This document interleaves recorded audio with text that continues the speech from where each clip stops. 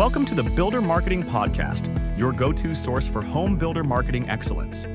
Each week, we deliver inspiration, cutting-edge insights, and actionable strategies designed to help you stay sharp, reach today's buyers, and generate more sales-ready leads. Join us for real-world conversations with industry leaders who share proven ideas and tactics that actually work. And now, here are your hosts, Greg Bray and Kevin Weitzel. Hello, everybody, and welcome to today's episode of the Builder Marketing Podcast. I'm Greg Bray with Blue Tangerine. And I'm Kevin Weitzel with Outhouse.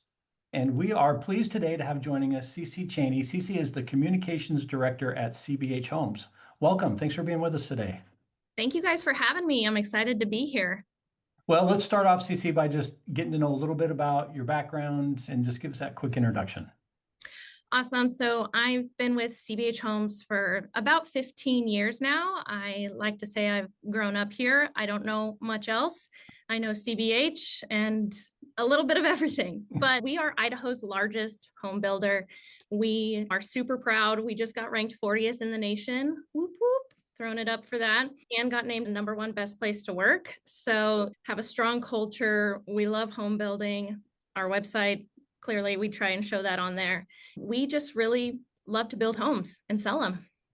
All right, before we jump into all the stuff we're going to talk to you about, we need to know something about you personally that has nothing to do with work, family, or the home building industry whatsoever. Family? You're throwing that one out. Yeah, you can't, because people come on and go, oh, I've got 2 kids and they both play clarinet and they're in the same band. Yeah, we don't want to hear that. All right, what do we got? Well, I do have to say that being from Idaho, I do grow potatoes occasionally, but that's probably a given. I am a farmer's daughter, though, and I have wrecked a tractor in my life. So that's kind of a fun little one, but I'm an open book, so you could ask me anything. And I feel like I tell most people anything. So I'm always like, people don't know about me. I think I've already told them. Well, now I got to know, was it like a John Deere? Was it an international? What was it? McPherson? Heck yes, John Deere. I'm a John Deere girl. My dad was actually a sod farmer. And so I would mow in the summers, and I was jamming to some Jack Johnson and totally hit a wheel line and overhead. It was a good time. Nice little rodeo. That's cool. And Dad didn't make you cry after that, huh? No, I did have to carry a giant PTO shaft like all around the valley to get it fixed because, in farming, it's like, it's got to be done. It's got to be done today or this stuff is going to die, I'm sure, is something he probably told me, but we were all good. I overcame. Awesome. Well, you already gave us a little bit of background about CBH Homes, but for those who don't know all the details, tell us a little bit more about your market, where you're building, the kind of buyers that you guys are targeting, and the homes that you put together. Yeah, here at CBH, we truly believe we have a product for anybody. We are a spec home builder, so we've got over 400 homes available right now, and those are ranging from first-time move-in buyers to all the way, we're hoping this is your forever home and you're moving up. So we say if you got a pulse, we've got a home for you. We only sell in Idaho, so that's truly our market, and Southern Idaho at that. So we're always super proud of all the awards we get because we have such a smaller market than a lot of national builders. Kevin, I just had this visual for a marketing campaign where they've got like a nurse at the sales center checking people's pulses before they come let them in. If you have a pulse, you can come in and buy this house. You have a pulse, this house is for you. Are you breathing? Come on in. Fill out a form. We got you. If you guys use that, I want credit. I'm just saying. Okay. Nobody's going to use that. But so, CeCe, one of the reasons that we wanted to talk to you today is over and over and over again, we have folks saying, hey, we saw this thing that CBH is doing, or hey, can you take a look at CBH and tell us if we can make our map do that or make this feature do that. And so it keeps popping up that people are looking at your guys' site and using it as we want to be like them. So we just wanted to find out a little more about what goes on behind the curtain to make the CBH website what it is. So what is the website to you as a company? Like, is it like, oh gosh, no, we just have this one person that does it? Is it like core in everything you talk about? Just help us understand how CBH views their website. I mean, I would tell you the website is the first person or the first thing that people are going to see. If they're seeing a sign, if they're seeing an advertisement, I guess that's technically the first thing. But once they are clicking or scanning that QR code or going, it's the first person that they're meeting. And to us, the website is a living, breathing thing that's constantly changing, constantly being updated. And so it is probably our number one selling tool. Our entire team uses it.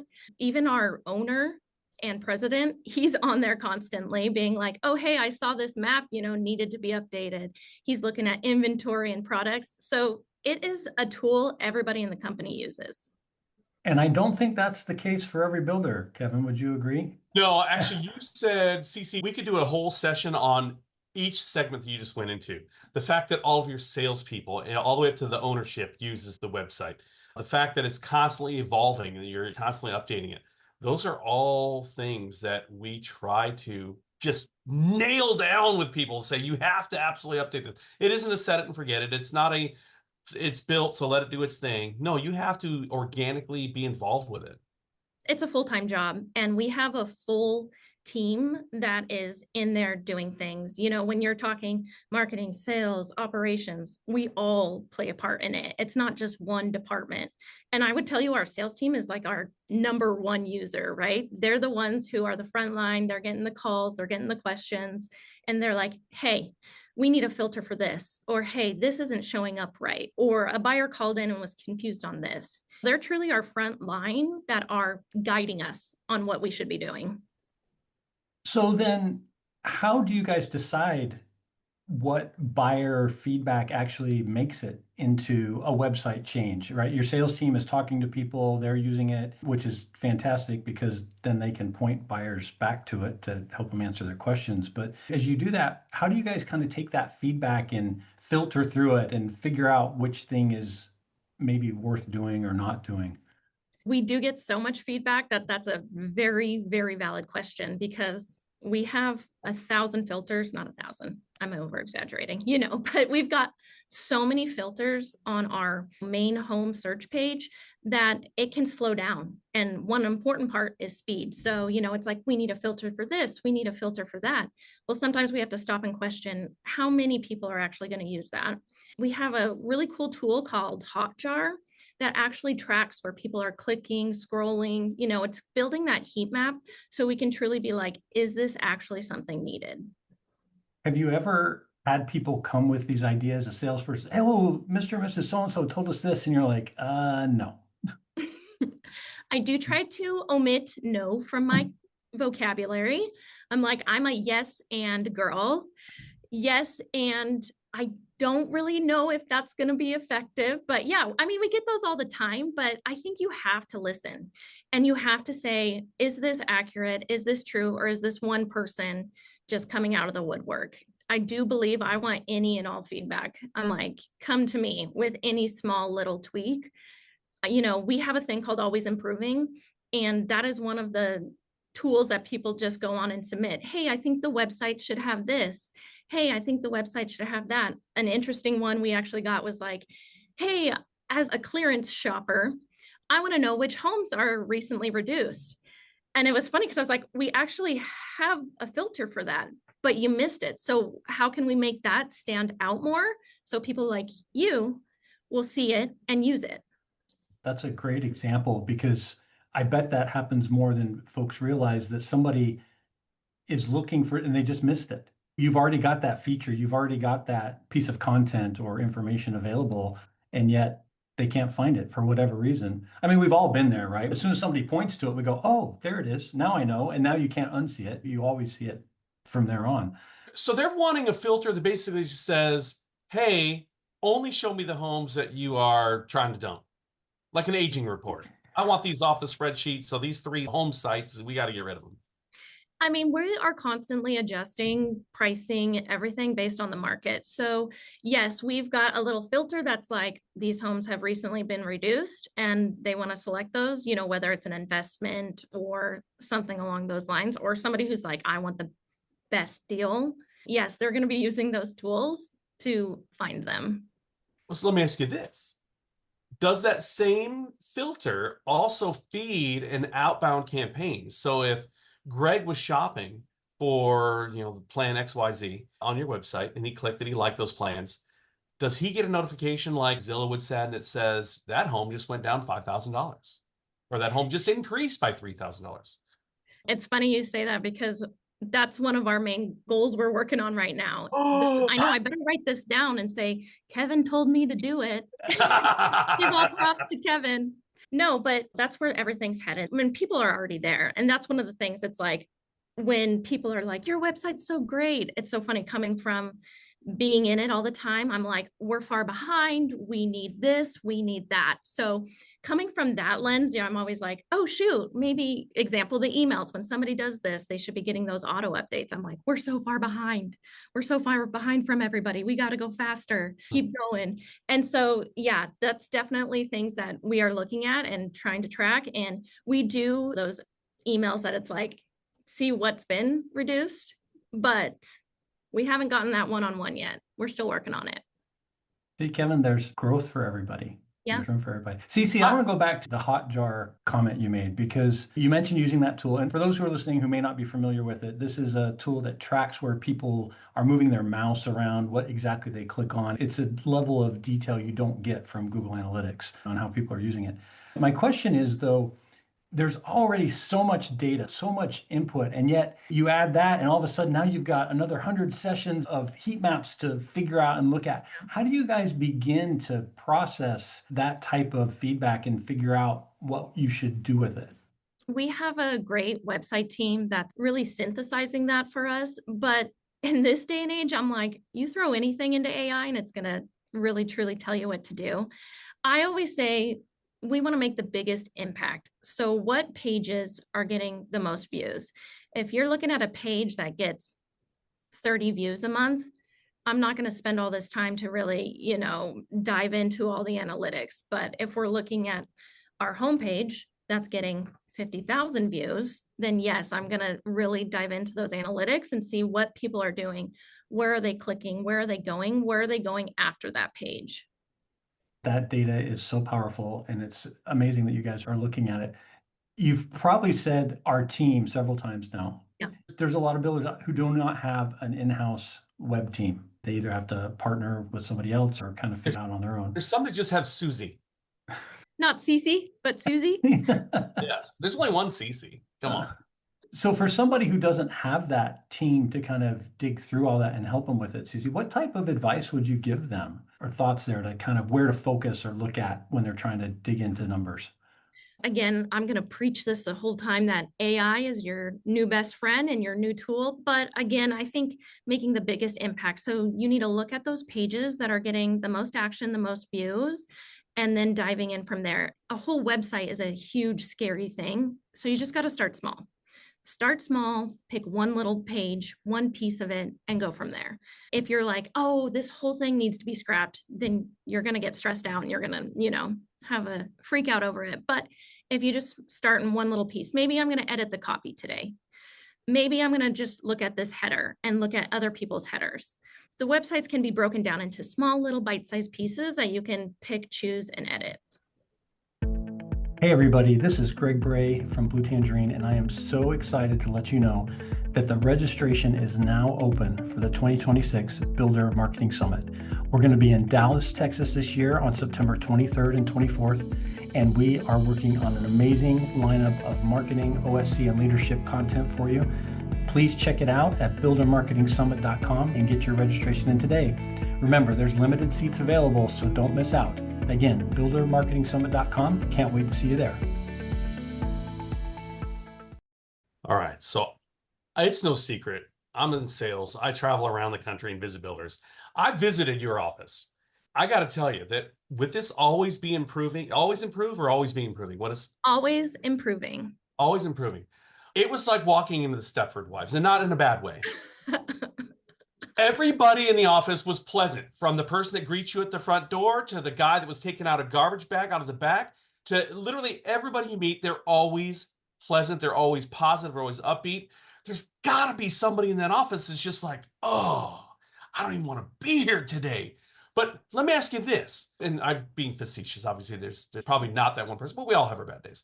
But how do you offer such a fantastic experience on the website, and how does that transition over to the human interaction that your clients have?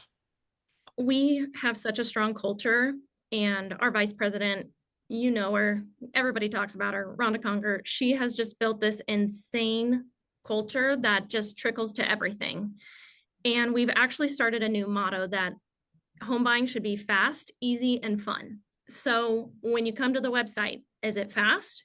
Is it easy to navigate? Are you having fun? You know, is our culture, is our faces, are we coming across on that website? When you walk into the front desk, it should feel like going to our website. We want this seamless experience. You know, we're going to look the same, whether you see us out in the wild, whether you're coming to our office, whether you're seeing us digitally. We want it, you know, to be a cohesive experience. So how do you then layer that on top of the fact that a home is a pretty complex product?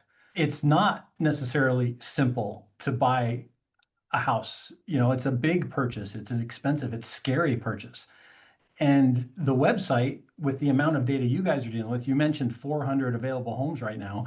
That's not a trivial amount of data for someone to sort through and figure out and find the home that works for them. So how do you guys kind of create that simplicity as you're trying to give them options for all different types of lifestyle and life journey moments and all the things, because everybody with a pulse wants something different? Yeah, I guess that's just where I would tell you, like, our filters truly come into play, but we're trying to educate and guide them through this process where we're like, okay, first you're going to shop, then you're going to tour, then you're going to buy. Shopping, a lot of times people have, you know, that idea of where they need to go, what they're looking for. So it's truly being able to synthesize that data for them so they can have just a sample set, or they can be looking at 3 to 5 homes, not 50. Now, some people want to look at 50. I'm not kidding you. We had somebody who toured like 200 homes. Oh my. I was like, you have to be confused. You can't remember these floor plans anymore after that. But it's just about, you know, building those filters and being able to clearly guide them on how they should be reacting to your website. So as you guys are guiding them through this process, at what point do you feel it's time to say it's time to talk to a person? Where do you guys put that in from the balance of the website and the call to action and the goal of then moving them into the in-person sales experience? It's funny because I said earlier, we want you to just have a pulse. So we're going to try and capture you at any minute, at any hour, at any point. That's the important part, is actually turning these people viewing your website into actual leads. That's the main goal, is that we need to capture these people and get them to our sales team because they're fun. They're like the Stepford wives. I'm just kidding. It is no joke, man. They are so positive. It's ridiculous. I've never seen a team, an entire team, with that much positivity. It's crazy. I'm talking about, like, you know, positive stuff, good stuff. Yeah, we're always pushing for that contact, and we are going to capture you one way or another, because again, our team are the experts. They know all the product. They're going to help you sift through 400 plus homes and 50 plus communities to find the one that works for you in your budget. So I would tell you, we're pushing for that pretty early on. Have you found a particular point, though, that seems to be your best capture moment where you get the lead in that journey? Obviously, people come at different stages, but is there one place that seems to be, oh, this is where we find the best time to invite them to call or schedule? I know nobody likes this, but it's that pop-up. We have tested removing that pop-up, and it was crazy, the numbers, how they just dropped. We add it back on, they're right back up. People will give you their contact information. I think, like, in this day and age, I'm fine getting 30 spam emails, you know? And so, not that we're spam, we are not spam. Side note there, we're not spam, but people are used to signing up for things. And so it's that easy. And now your computer fills it out for yourself. So you're just filling in that information right away, hitting submit, and then going along your way. So that pop-up has truly been our probably number one lead generation on our website. So do you think that that change has anything to do with just technology in general? Because it used to be you sign up for something and then you get inundated with a bunch of garbage.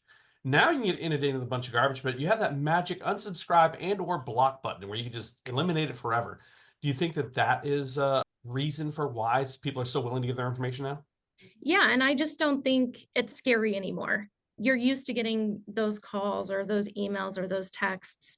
And I think people kind of get a little bit numb to those notifications. It's just not as scary. I would also tell you one big thing that we actually made a change on that has really increased our conversion was our Google Ads. We actually built a separate landing page that kind of guides them, asks them some questions based on which ad that they're filling out. Previously, we didn't have that tracking of like, oh, this person actually did fill out this ad from this, they clicked the ad and filled out this Google form. But now we have that. And so we actually have seen our pop-up drop a little bit, but we've seen these Google ad landing page forms just increase, skyrocket. And so I think it's kind of about like wherever they're coming from, you need to meet them where they're at and guiding them on that process from the different ways that they're hitting your website. If you know where they're coming from, you need to send them on a different guided path than somebody who's just going cbhhomes.com. Let me ask you this. So Susie's listening because we know our listener base. We know who's on our podcast. We've met all 5 of them. We've met all at least 5, and 4 of them are like Greg's kids. One of them is a friend of mine. No, but we get comments back from people that listen to an episode. And they're like, "Oh man, I had some other questions I want to ask." I'm like, "Well, reach out to the person and ask some questions." So Susie's listening right now. That single person that works at a home builder, small little fledgling, brand new hire. What is the one thing that you want Susie to do to improve the game, to prove her worth to the company's owner that she was worth hiring? Wow. Susie. It's a big world, Susie. It's a big world. It is. I'm going to preach this again. Throw it into AI. Be like, hey, AI, I'm a home buyer looking for this. Tell me what I should be doing. Tell me what I should be looking at. Just to even get you started thinking about where to even start. We just did this with our warranty portal. We were like, what should we be doing here? We're kind of, creating it out of the box. We're like, what should we be doing here? And AI is like, you're calling it a portal, but not showing any of the numbers. And I was like, oh, okay, I'm hear you.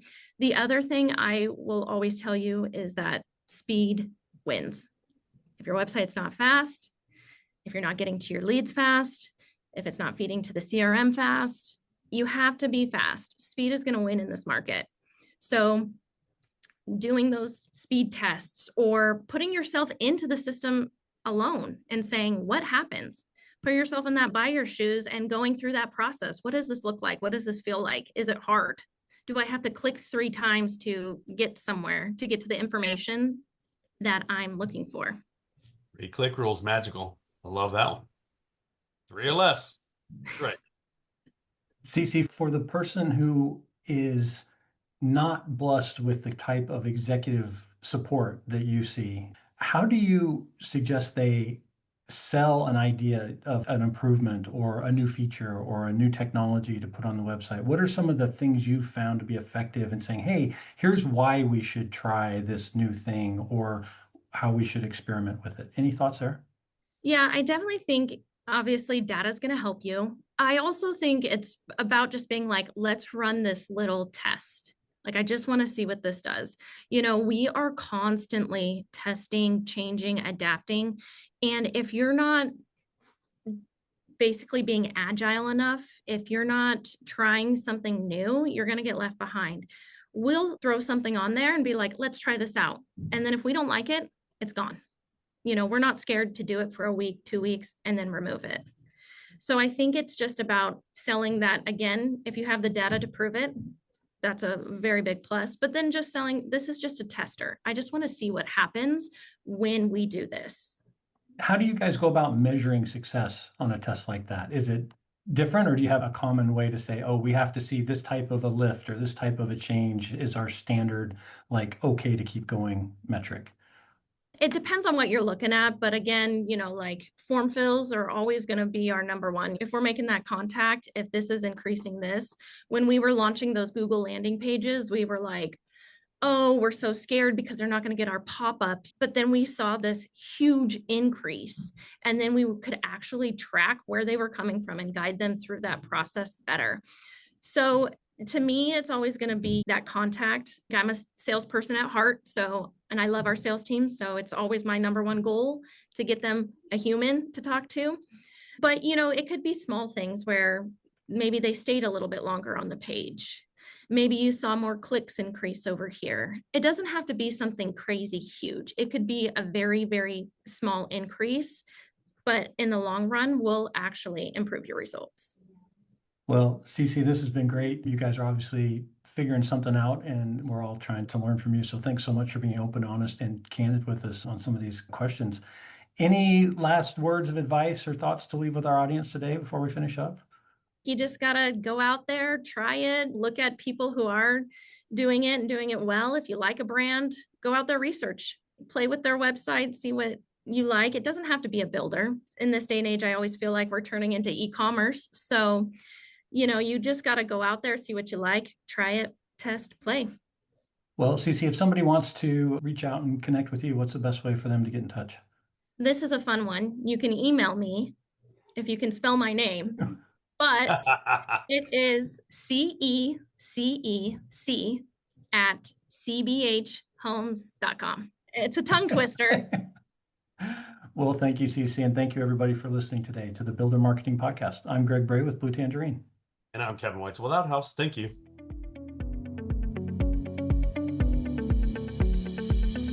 Thank you for listening.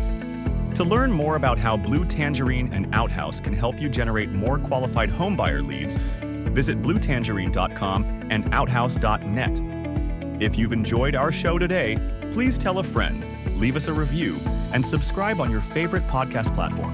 Be sure to join us again next time on the Builder Marketing Podcast.